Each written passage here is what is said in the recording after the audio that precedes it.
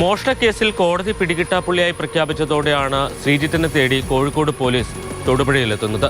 ഇവരെ സഹായിക്കാൻ കാഞ്ഞാർ പോലീസ് സ്റ്റേഷനിലെ SI ബൈജു പി ബാബുവും സംഘവും ഉണ്ടായിരുന്നു. മൊബൈൽ ഫോൺ ലൊക്കേഷൻ പരിശോധിച്ച പോലീസ് ഇയാൾ കാഞ്ഞാർ ഭാഗത്തുകൂടി കാറിൽ സഞ്ചരിക്കുകയാണെന്ന് കണ്ടെത്തി. വാഹനം തടഞ്ഞു നിർത്തി അറസ്റ്റ് ചെയ്യാനായിരുന്നു പോലീസിന്റെ ശ്രമം. എന്നാൽ കൈ കാണിച്ചിട്ടും വാഹനം നിർത്താതെ ഇയാൾ കടന്നു കളയുകയായിരുന്നു. പോലീസ് സംഘം ഇയാളെ പിന്തുടർന്നു. കാഞ്ഞാർ കാവമ്പടിയിൽ നിന്നും മൂടുവഴിയിലൂടെ രക്ഷപ്പെടാനായിരുന്നു പ്രതിയുടെ ശ്രമം. എന്നാൽ ഒരു ഘട്ടത്തിൽ വഴി അവസാനിച്ച് മുന്നോട്ട് പോകാൻ കഴിയാത്ത സ്ഥിതിയെത്തി. അപ്പോഴാണ് ഇയാൾക്കൊപ്പം ഉണ്ടായിരുന്ന 5ലും 3ലും പഠിക്കുന്ന പെൺകുട്ടികളെ വാഹനത്തിൽ പൂട്ടിയിട്ട ശേഷം ശ്രീജിത്ത് ഓടി രക്ഷപ്പെടുന്നത്.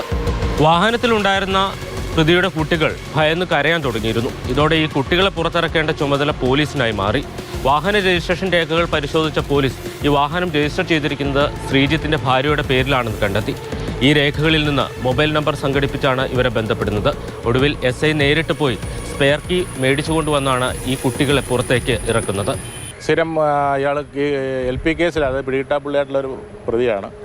അയാൾക്ക് കോഴിക്കോട് കുന്നമംഗലം അവിടെയൊക്കെ കേസുകളുള്ള ആളാണ്. ചില്ല് പൂക്കിയിരിക്കുകയായിരുന്നു. അപ്പം തന്നെ അതിൽ നിന്ന് നമ്പർ എടുത്തിട്ട് അതിൻ്റെ രജിസ്റ്റർ ഓണർ വിളിച്ചു വരുത്തി, ഒരു സ്ത്രീയായിരുന്നു, അവരെ വിളിച്ചു വരുത്തി അവർ സ്പെയർ കീ കൊണ്ടുവന്നു. അവരുടെ കൂടെ ഈ കുട്ടികളെ നമ്മൾ പറഞ്ഞു വിടുകയാണ് ഉണ്ടായത്. പിന്നെ വാഹനം നിർത്താതിന് പോകാൻ ഒരു കേസ് ഇവിടെ എടുത്തിട്ടുണ്ട്. മറ്റു നടപടികൾ അന്വേഷണം നടക്കുന്നുണ്ട്.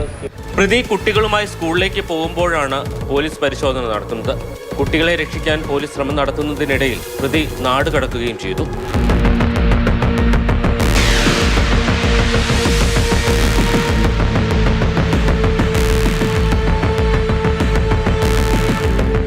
കാസർഗോഡ് അടക്കം വിവിധ ജില്ലകളിലായി ഏതാണ്ട് 13ഓളം കേസുകൾ ഈ ശ്രീജിത്തിനെതിരെയുണ്ട്. വാഹനം നിർത്താതെ പോയതിന് കാഞ്ഞാർ പോലീസ് മറ്റൊരു കേസ് കൂടി ഇയാൾക്ക് മേൽ ചുമത്തിയിട്ടുണ്ട്. എന്തായാലും തൽക്കാലത്തേക്ക് രക്ഷപ്പെട്ടെങ്കിലും ശ്രീജിത്തിനായിട്ടുള്ള തിരച്ചിൽ പോലീസ് അവസാനിപ്പിച്ചിട്ടില്ല. ഉടൻ തന്നെ ഇയാളെ പിടികൂടാൻ കഴിയും എന്നാണ് പ്രതീക്ഷിക്കുന്നത്. വിനു കാഞ്ഞിരപ്പള്ളിക്കൊപ്പം ജെയിനസ് രാജു, മാതൃഭൂമി ന്യൂസ്.